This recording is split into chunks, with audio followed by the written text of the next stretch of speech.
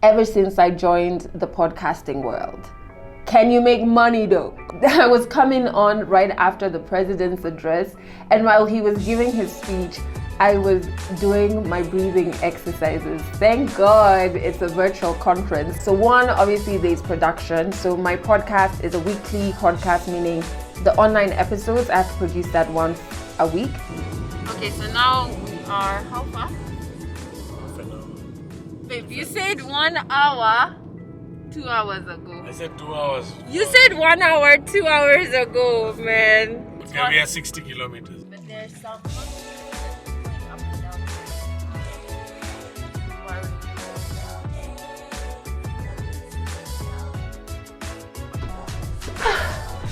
Hello. I know it's taken me so long to get this video out.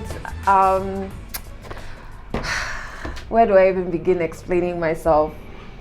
Okay, so first, if this is your first time ever watching any video from me, my name is Adele Onyango.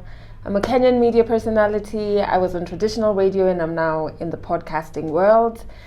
I've been doing a series of videos answering podcasting questions, and I've really delayed putting this particular one out.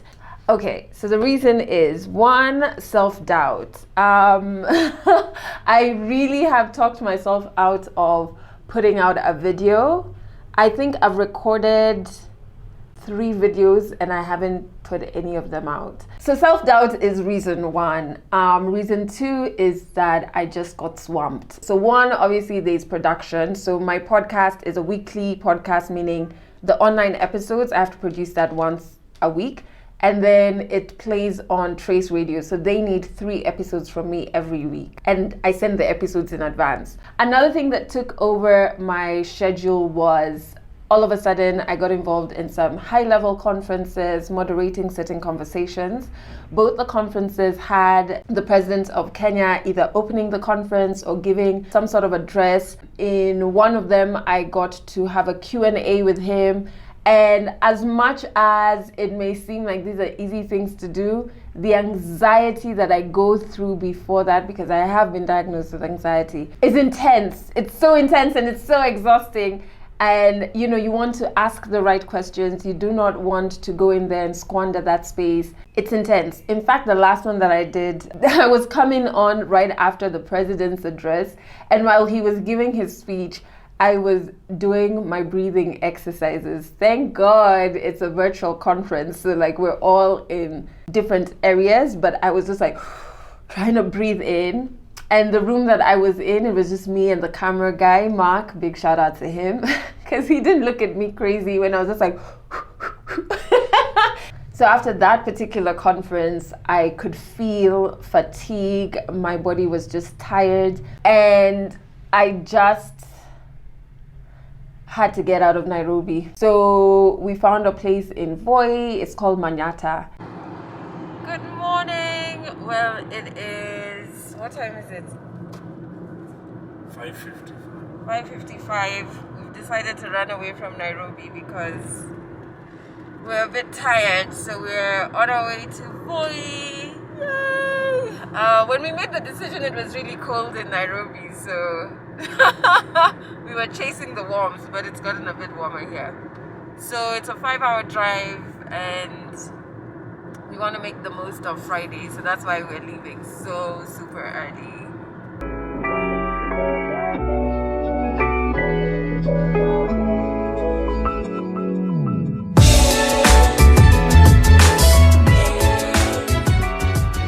Okay, so now we are, how far? Half an hour.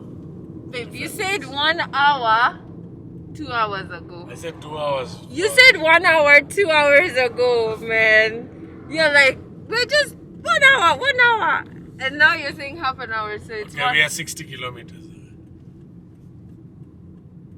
So that's what, 1 hour? Depending on how fast you see. That's about 1 hour. That's 1 hour, I think. Oh man, I can't even drink with my mask on.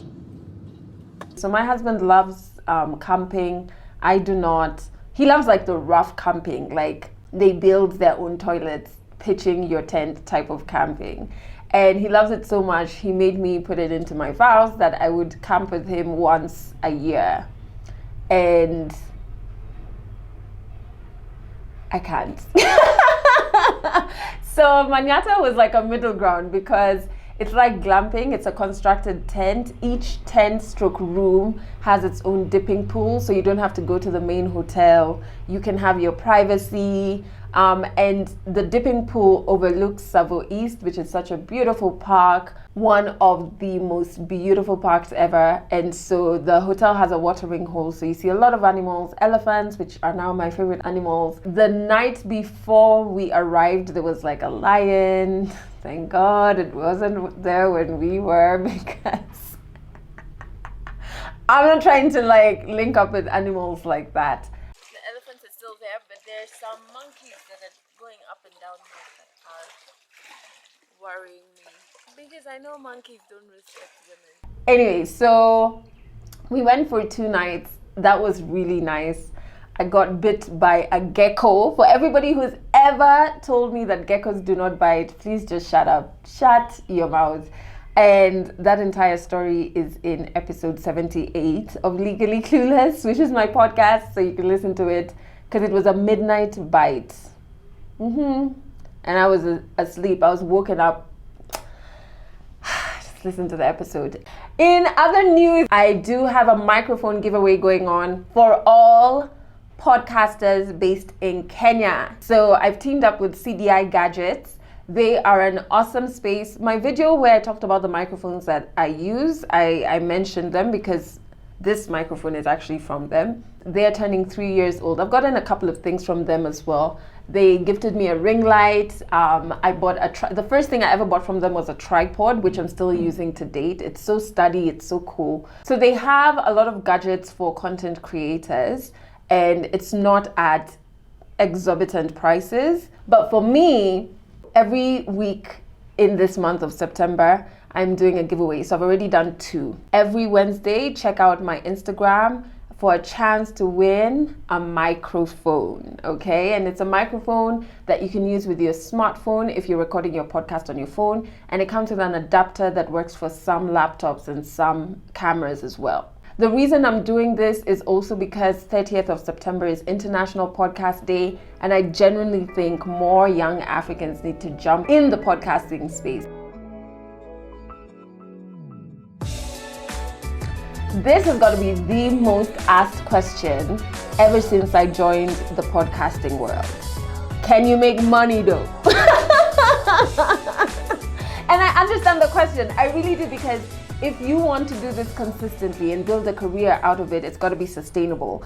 And revenue is a huge part of that. So I'm definitely going to answer this question like a politician and ask you another question, which is, what value have you created for somebody to trade value with you? You know what I mean? So yes, people pay, but I think it's better to think about it from you're trading value with an organization.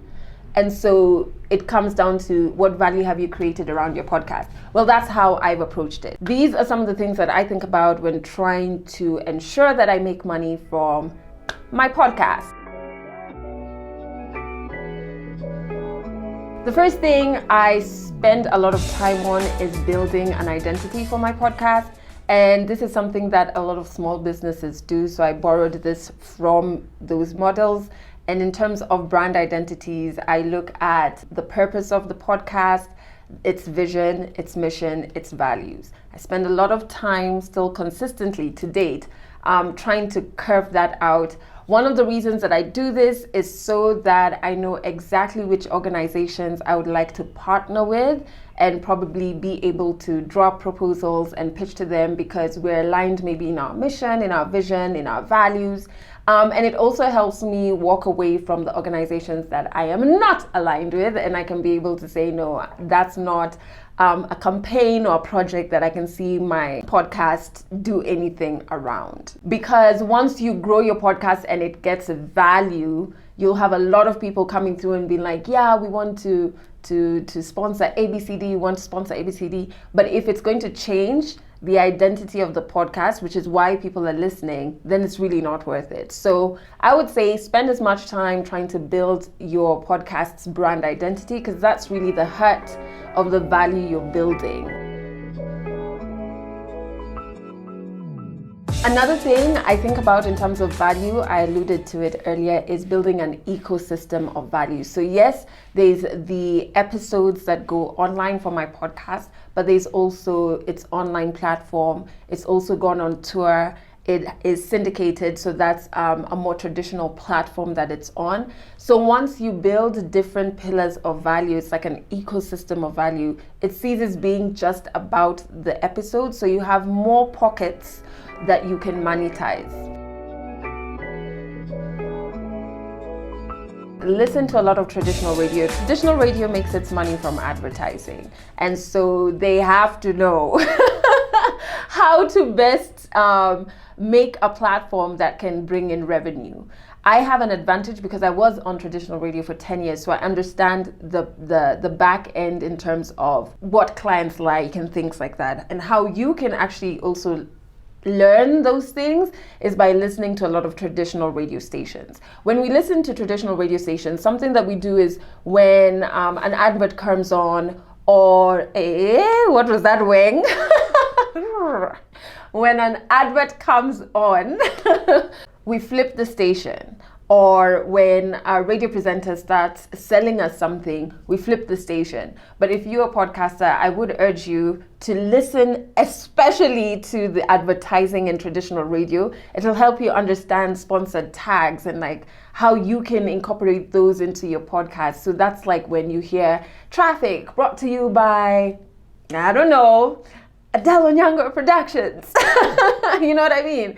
Or you hear an actual advert, like a jingle, an actual advert. Or when you hear a mention by the radio presenter trying to sell you something, it makes you understand the advertising angle around audio content, and you can start thinking about what works for your podcast. If your podcast has a video angle to it, mine does not. I do know people do video episodes for their podcast. That's also something you can incorporate into your ecosystem of value, because you can have product placement on there. You can play around with the video element to see what are the value pockets that an advertiser can pay for, even just on the screen itself. Of course, just like vlogs, we've seen entire vlog episodes sponsored by a particular organization or campaign. That's also how I have made money in the past from my podcast, having different organizations, corporates, come on and say, we want to sponsor this episode. How best do we do it? The thing is to always know that don't compromise the content. So there's a nice sweet spot between, yes, you're selling, but it's still the content that your audience likes. So my battery just died. And this one, gosh, I didn't charge it. Anyway, I'm right at the end. So syndication is a way to kill two birds with one stone. Two birds being a distribution and revenue. So depending on how you negotiate your contract, you can be able to make some revenue once you deliver the episodes to whatever platform that is syndicating your podcast. And a lot of these platforms are demanding that before they can even engage in the conversation with you, you have to have like a minimum of like 50 episodes.